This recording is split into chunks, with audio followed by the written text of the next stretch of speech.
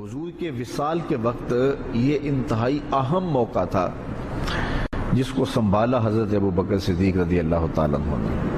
اس وقت حالت یہ تھی جب حضور کا وصال ہوا تو حضرت عمر رضی اللہ تعالیٰ عنہ تلوار لہرا رہے تھے اور کہہ رہے تھے اگر کسی نے کہا کہ حضور کا وصال ہو گیا تو میں اس کی گردن کاٹ دوں گا۔ حضور علیہ السلام کچھ وقت کے لیے سکتے میں چلے گئے ہیں، پھر اپنی اصلی حالت میں لوٹ آئیں گے، تو اگر کسی نے یہ کہا تو میں اس کی گردن کاٹوں گا۔ حضرت زید بن عبداللہ کے بیٹے جا کے اپنے باپ کو خبر دیتے ہیں باغ میں کہ ابا جان حضور کا انتقال ہو گیا، تو وہ وہی ہاتھ اٹھا کے اللہ کی بارگاہ میں عرض کرتے ہیں اللہم اذہب بصری حتی لا ارا بعد حبیبی محمد احد صلی اللہ علیہ وسلم۔ وہ کہتے ہیں اے اللہ میری آنکھوں کی بینائی اچک لے، میں ان آنکھوں سے اب حضور کے علاوہ کسی اور کو نہیں دیکھنا چاہتا۔ حضرت انس بن مالک رضی اللہ تعالیٰ عنہ فرماتے ہیں کہ جب حضور مدینے میں داخل ہوئے اس دن سے روشن دن میں نے نہیں دیکھا، اور جس دن حضور کا وصال ہوا اس دن سے تاریک دن میں نے نہیں دیکھا۔ بلال حبشی شہر مدینہ چھوڑ گئے کہ اب ان گلیوں میں حضور نظر نہیں آتے تو شہر میں رہ کے اب کیا کرنا ہے۔ اسی طرح حضرت سیدہ فاطمہ رضی اللہ تعالی عنہا روتی تھیں اور ساتھ کہتی تھیں صبت علی مصائب لو انہا صبت علی الایام سرنا لیالیا، میرے اوپر جو مصیبتیں پڑ گئی ہیں اگر وہ دنوں پہ پڑ جاتی تو وہ مصیبتوں سے رات بن جاتے۔ وہ غضبہ نامی اونٹنی جو حضور کی سواری تھی، اس اونٹنی سے حضور کا ہجر برداشت نہ ہوا، وہ حضرت سیدہ فاطمہ زہرا کی دہلیز پر سر رکھ کر کے روتی رہتی تھی اور باقاعدہ اس حال میں اس نے انتقال کیا۔ وہ داراز گوش جس پہ حضور سواری کیا کرتے تھے جسے یافور کہتے تھے، وہ ایک اندھے کنویں میں چھلانگ لگا کے اپنی جان سے ہاتھ دھو بیٹھا، جب حضور چلے گئے تو ہم نے جی کے کیا لینا ہے۔ تو ایک عجیب رنگ تھا کائنات کا۔ اب اس حالت کے اندر کہ صحابہ کے اوپر ایک سکتہ طاری ہے، حضرت عمر تلوار لیے کھڑے ہیں، اور ان حالات میں جو منافق تھے انہوں نے ایک کھیل کھیلا، اور وہ کھیل کیا تھا؟ بڑا باریک چال تھی ان کی۔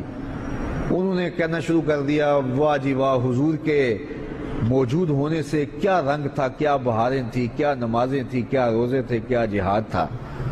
اب کس نے نماز پڑھنی ہے، اب کس نے روزہ رکھنا ہے، اب کس نے زکوٰۃ دینی ہے، اب کس نے حج کرنا ہے، اب کس نے اپنے مال کو پیش کرنا ہے۔ یہ تو ساری بہاریں ان کے دم سے تھیں، تو جب حضور وصال کر گئے ہیں تو اب کس نے یہ نیکی کے کام کرنے ہیں؟ اب پھر وہی قتل و غارت ہوگی، پھر وہی سب کچھ ہوگا۔ تو اس طرح سے انہوں نے یہ بات پھیلانی شروع کر دی۔ اب مجھے بتاؤ کہ یہ کتنا نازک موقع تھا، اور حالات صحابہ کے یہ تھے کہ ان سے سنبھلا نہیں جا رہا تھا۔ عین اس موقع پر امت کو جس شخص نے سنبھالا اس شخص کا نام ابوبکر صدیق رضی اللہ تعالیٰ عنہ۔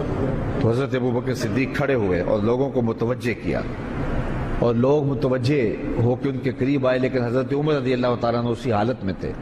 لیکن جب آپ نے لوگوں کو قریب کیا تو وہ بھی آ گئے، تو آپ نے لوگوں سے مخاطب ہو کر کہا لوگوں مجھے ایک بات بتاؤ کہ تم کس کی عبادت کرتے ہو؟ تو انہوں نے کہا کہ ہم اللہ کی عبادت کرتے ہیں۔ تو کہا کہ وہ تو حی ہے، وہ تو لا یموت ہے، وہ تو زندہ ہے، اس کو موت نہیں ہے۔ اور حضور اللہ کا فرمان اور حکم لے کر آئے تھے، اور جو ذمہ داریاں تھیں وہ نبھا کے حضور چلے گئے۔ اور پھر آپ نے وہ آیت پڑھی وما محمد اللہ رسول۔ صحابہ فرماتے ہیں ہمیں پتہ چلا کہ یہ آیت اس موقع کے لیے نازل ہوئی تھی، ہمیں پہلے کبھی اس کی طرف توجہ ہی نہیں ہوئی تھی۔ اور پھر فرمایا کیا جس دین کے لیے رسول اللہ نے اپنی ساری زندگی لگا دی، حضور نے اپنی ساری جوانی لگا دی، حضور نے ایک ایک لمحہ جس دین کے لیے صرف کر دیا، کیا حضور کے وصال کرنے کے بعد تم اس دین کو چھوڑ دو گے؟ صحابہ نے کہا کیوں چھوڑیں گے، ہم تو کھڑے ہوں گے اس دین کے لیے۔ تو کہا پھر حضور چلے گئے اور تمہارے کندھوں پہ یہ ذمہ داری ڈال گئے ہیں، اب اٹھو اور اس دین کا جھنڈا لے کے پوری دنیا کے اوپر نکلو۔ اور اس جملے نے امت کو کھڑا کر دیا۔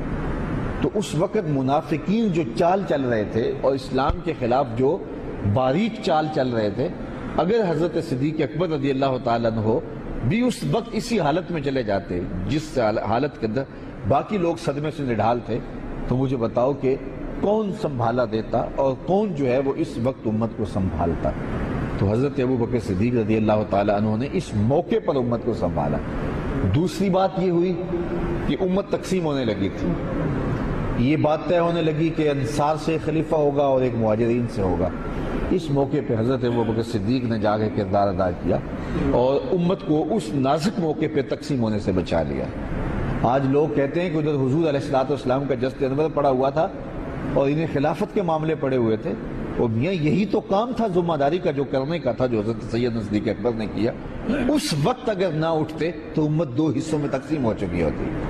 تو یہ وہ احسان ہے حضرت ابوبکر صدیق رضی اللہ تعالیٰ عنہ کا کہ کلیجہ ان کا بھی پھٹ رہا تھا۔ حضور علیہ السلام کی وفات کا جو صدمہ تھا وہ انہیں بھی تڑپا رہا تھا، بلکہ ایک زمانہ ایسا آیا کہ حضور نے صحابہ سے خطاب کرتے ہوئے فرمایا کہ اللہ نے ایک بندے کو اختیار دیا ہے کہ وہ اس دنیا کو اختیار کر لے یا آخرت کو اختیار کر لے، تو اس نے اس دنیا کی بجائے آخرت کو اختیار کر لیا۔ تو حضرت صدیق اکبر رو پڑے۔ تو باقی صحابہ نے حضرت ابوبکر سے پوچھا کہ ابوبکر یہ بات رونے والی تو نہیں ہے؟ تو کہا تم نہیں سمجھ رہے، اس بندے سے مراد خود حضور کی ذات ہے، تو اس کا مطلب یہ ہے کہ حضور اب ہم سے جدا ہو رہے ہیں، اور انہیں برداشت نہیں ہو رہا تھا۔ لیکن اس وقت جب یہ نازک موقع آیا تو حضرت ابوبکر صدیق نے کھڑے ہو کے امت کو سنبھالا دیا۔